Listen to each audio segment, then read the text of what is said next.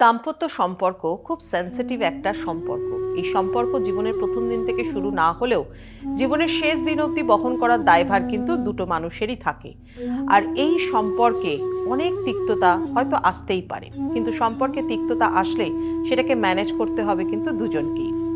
অনেক সময় দেখবেন আপনি হয়তো মনে ভীষণভাবে কষ্ট পেয়েছেন। দেখা যাবে হয়তো সামনের মানুষটা আপনার সাথে হয়তো কোনো অন্যায় করেছে। কষ্ট কখন পাবেন জানেন? যখন সেই সামনের মানুষটা অন্যায় করবার পরেও বিন্দুমাত্র অপরাধ বোধ তার মধ্যে নেই, কোনো রকমভাবে কোনো অনুশোচনা তার মধ্যে নেই, তখন কিন্তু আপনি সবথেকে বেশি মনের মধ্যে আঘাত পাবেন এবং অধৈর্য হয়ে পড়বেন। এবং তখন মনে হবে মানুষ শুধু এই ভালোবাসার কথাগুলো শুধু নাটক করেই বলতে পারে, অন্তর থেকে কিন্তু বলতে পারে না। কথা শুধু বলার জন্য সে হয়তো বলছে, অর্থাৎ ভেতরের যে সুতোটা ছিল সেই সুতোর বন্ধনটা হয়তো ছিঁড়ে গেছে। ধৈর্য ধরতে হবে, সুতোর বন্ধন সহজে তো আটকাবে না। তার জন্য বাস্তুগত দিক থেকে বা অ্যাস্ট্রোলজিক্যাল দিক থেকে একটা ছোট্ট উপায় বলছি। বাড়িতে একটা সেলেনাইটের বোল নিন।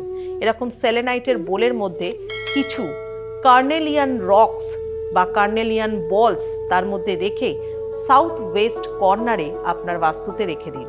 দেখুন যে দুজনের মধ্যে সম্পর্কটা আস্তে আস্তে ধীরে ধীরে কিভাবে ব্যালেন্স হচ্ছে।